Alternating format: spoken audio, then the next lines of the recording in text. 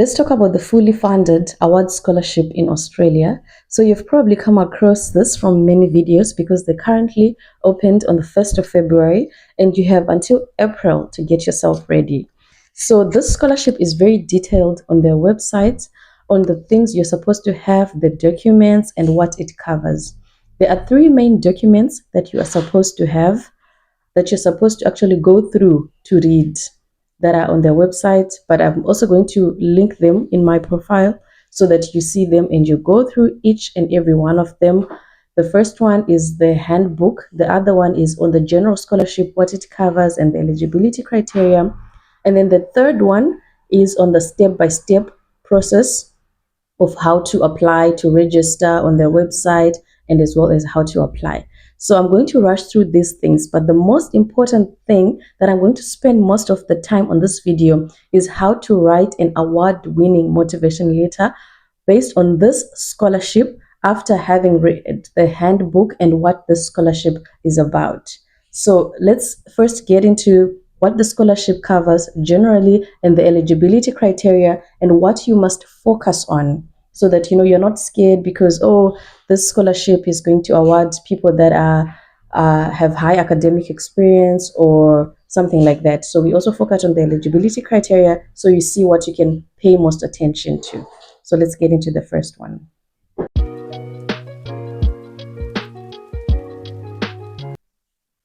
Okay, so what are the benefits of the scholarship and what is it that is required for the scholarship? This information, like I mentioned, is already covered in the documents. If you already read the documents, you already know this. But just for overview's sake, here are the documents you're supposed to have. So obviously your passport, your degree certificate and transcripts, because you're applying for a master's degree. You must have an updated CV. You must have a reference report from your employer as well as from the academic. And you must have your English language test results. That is your IELTS and your TOEFL as well as the Pearson. So you can choose which one you want to do. For IELTS, you must have a 6.5. This is not difficult, you guys. For someone who has attained an undergrad degree, if you go through the YouTube, if you practice and practice, a 6.5 is attainable. I can assure you this. And also, if you have done your degree in English, sometimes it's not considered that your country has English as their first language. So just to be safe, just go for the IELTS. I know they highlight that if your country has English as their first language and your education was followed in English, you may be exempted. But sometimes, for example, Zimbabwe, Uganda, and those countries, we have our education system in English, but sometimes we're not considered native English speakers. So yeah, do your due diligence, but also I encourage you to just write the English test. Okay, so what is it that the scholarship covers? The scholarship is, of course, fully funded. And what this means is that it covers everything. From visa expenses, they pay for you. For the return airfare, they cover it. Tuition fee is covered. Health insurance is covered. You don't have to worry about a lot of things. Academic support and travel. If you're going to do a master's that requires research work, field work, it is also covered. So you are solely just focusing on your studies. And living expenses per day, it's like 94 Australian dollars. You can see this in the handbook. So per year, it's 34,597 Australian dollars, which I think is also fair and enough. Right, so let's get into the second one before I get into the motivation letter, which is the eligibility criteria and the country-specific conditions. For this one, I'm particularly going to focus on Africa, but you can find specific to your country or to your continent on the website. It's very detailed and it's very clear, but there are things that I just want you to pay attention to highlight as you are reading through the requirements. Okay, I'm going to highlight the eligibility criteria, and then also important, I want to look at the priority fields of study that they've actually highlighted in their handbook. And also, I'll explain why it's important to look at that. So for the eligibility criteria, of course, your country has to be there. And then minimum age requirement is 25. This is good. That means you can be as old as you want, I think, to apply for this master's, as long as you're above 25. I think they set this because their work experience they need someone who's got 5 years experience as well, post-grad experience. And do not be discouraged by this, because your internships after college, your traineeships, your voluntary work, it also counts. It depends with how much you explain it in your CV, what you learned and what you gained. And you must also be currently employed. So if you are not currently employed, you can even look for volunteering work. Remember, this is open between now and April. So it doesn't matter how long you've been employed. I think as long as you are currently employed when you apply for the scholarship. And then you must not have had a master's degree before, whether in your country or outside your country. They can surely trace and find this out. And of course, you must not have studied in Australia or applying to live in Australia. You must just be applying to study there. In the event that you want your family to join you, that is another thing. But you must not be applying already to live in Australia, because remember, this scholarship is focusing on people generally that cannot afford to study or to pursue their masters, especially outside their country. And then I've already talked about the English language proficiency. Now, like I said, this scholarship is focusing on marginalized groups. And this, for example, they highlight women and the disabled. And I just want to say, mostly women, I don't know, we shy away or we fear when it comes to applying for the scholarships, because we look at a lot of other things. I remember the study that I read that if women do not tick all the boxes, even on a job description, they do not apply. But when men tick 6 out of 10, they go ahead and apply. So just because you're not ticking everything, it doesn't mean you have to take yourself away. If it actually says women are being prioritized, it means everything else they can decide to look away and just focus on the fact that you are a woman who's coming from Africa, who has done their undergrad degree, who have written their English test and have made an application. So this can actually increase your chances of being selected. So please do go ahead and apply, even if you do not have 5 years experience, but you just have the basic, your degree, your English test, your motivation letter, your CV, just go ahead and apply. Another thing is the major fields that they're focusing on uh, as your first degree, and I also think as your choice of study for your master's, are agriculture and food security, climate change, foreign policy and international security, gender, disability and social inclusion, mining, and energy. So, you know what this means?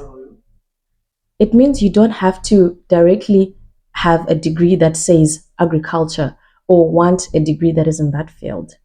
You just have to look for a connection. For example, in your courses that you have done, how can each and every one of your courses or any one course of yours connect to these fields? Particularly sustainability. I can let you know that sustainability connects with a lot of other different things, a lot of other different fields here. It can connect with gender, with social inclusion, it connects with international security.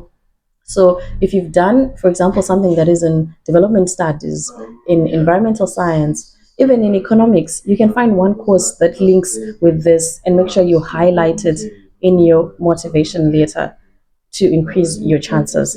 So let's get to the important. How are we going to write a winning motivation letter? I'll try to also give examples of sentences and statements you can input. Of course, you will have to tweak this to make it a personal story, but let's get into it. Okay, so the motivation letter is probably the most important link between you and getting a scholarship. So the first important thing you have to do is to read the documents. Of course, I already mentioned this. And what stood out to me when I was reading the documents is already the objectives of the scholarship. And you find this in the general document, which highlights the overview of the scholarship. So I'll read it to you and you to already highlight the keywords that are standing out. So it says, this scholarship helps promote prosperity, reduce poverty, and enhance political stability in Africa. And then it goes on to say, this prestigious international awards offered by the Australian government to the next generation of global leaders in developing countries. Through study research, recipients develop the skills and knowledge to drive change, and help build enduring people to people links with Australia. Applicants are assessed based on their professional, their personal qualities, and their academic competence. And most importantly, their potential to positively impact inclusive development in eligible countries. And this is the highlight. When you're writing your motivation letter, you're going to hear when I give you the tips. This is where you should find everything you have done that shows that you have positively impacted inclusive development. Applications are strongly encouraged from women, people with disability, and other marginalized groups. I've already touched on this, that if it says strongly encouraged, then that means they are looking for you. Okay, so after you've read this, you've already seen the words that are standing out: global leader, positive impact, um, peace, prosperity, drive change. Okay, so in your first statement, when you're writing your academic motivation letter, the first thing is obviously, why are you applying for the scholarship? You're applying for the scholarship because you want to do a master's. And what is your academic background? I've done a degree in environment and what, and I have had a 2.1, 1.1, cum laude, whatever. You're shining with your academic competences, and then you begin to already write about your academics. You highlight your courses, 2 or 3 courses that stand out, that will link with the masters that you are applying for. That will also highlight some of the keywords that have already come out from the objectives. So, for example, you can pick a course and say, I did a course in environmental global politics, and it stood out to me how peace and prosperity go hand in hand. Also, highlight any academic courses that you have done beyond your degree. For example, here they are looking for someone who's got 5 years experience. So we are saying, after your degree, did you do any other courses online or any other certifications? Highlight them. This shows that you are someone who's enthusiastic about learning. You are someone who constantly wants to upgrade themselves academically. You're someone who's inquisitive, who's curious, who understands that the world is constantly changing. There are trends. So you always want to keep up and continue to learn. Okay, so after that, you go on to your professional. So you've done your academic, you've spoken about your degree class that you got, your courses, how they connect to what you did, to the scholarship, and to the masters that you want to do. So for your professional, you're talking about where you worked or volunteered in the company, and this is where you are talking about the things that you learned, what experience did you gain, but also what challenges did you see, what gap did you see, or what is it that you learned there, that you experienced there, that made you want to go ahead and do a master's. So, for example, you can say,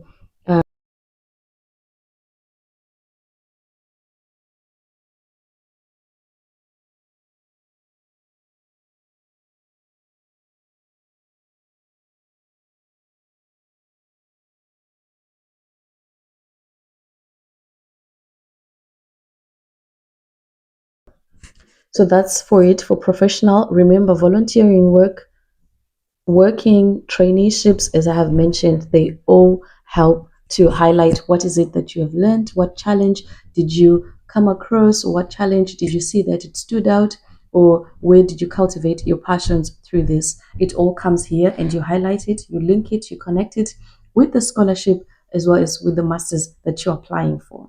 Okay, so this is where you get into the personal qualities. This is the third thing. So for your personal qualities, you want to align them with the scholarship objectives. Yes, everything has to align with the scholarship. You have to convince them. This is what you're doing in the motivation letter. You are motivated and you're motivating them to choose you. Because remember, the competition is tough, but also you are also tough. You've got tips and you've got tricks. So, okay, personal qualities, you are going to talk about how adaptable you are, how much of a proactive person you are, and you are going to link it to how you eventually going to become a global leader, because this is also standing out in their objectives. So you can say something like, I've always been passionate about driving change as the founder of this initiative or having been part of a certain initiative. If you've got realistic numbers here or values, you can already say, as the founder of this initiative or having been part of this initiative, I have managed to assisted or trained 500 people in this, or raised awareness by training so number of people. Remember, it can be anything. If it's environment, I'm mainly giving examples in environment because this is my specific field. It can be having trained people that peak litter. For example, there's this program we did that's called anti-litter monitors, or to lead a program of cleaning the streets, cleaning the beach, cleaning the sea, all these things, tree planting. You can have been part of this initiative and you can highlight that you were part of a team that trained 1,000 people on the importance of tree planting. You see, you put in the figures to really show that what you're talking about is tangible. So again, you're talking about your personal traits, but you are linking them to something that is tangible, something that is community related. Because here, this is where you're also showing how much you are have made community impact, right? So put in all those adjectives of the kind of person you are. You're a person who is always ready to take up a challenge. You are enthusiastic. You are passionate. You are goal driven. You are ambitious. And then go on to say that you are determined. You have to say this because determination always wins among all things. And on your determination, you're going to talk about your resilience. Okay. So you're going to say, despite having faced whatever challenges, maybe financial, and this is where you're going to highlight that you are from a marginalized group, if you are, in any way that you are. So despite having come from a background where I faced financial challenges, I still did whatever I could to make sure that I completed my first degree. And therefore, completing this scholarship or getting this scholarship will help me to continue with my dream. You see what I did there? You're talking that about your determination. You're determined. You've faced challenges, and this is how you know that you're determined because you've been resilient. No matter what the obstacle was, you've still pushed to the end. And only now then are you asking for assistance for the scholarship. So let's just go through again the sections for the motivation letter. Number one, first, to the point, I'm applying for this scholarship because of this and this. And then next, we go to the academic qualifications, and then the professional experience, and then your personal traits.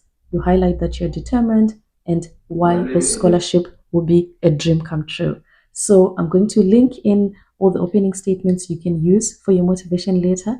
I hope you really find this helpful. And if you do, please do share it.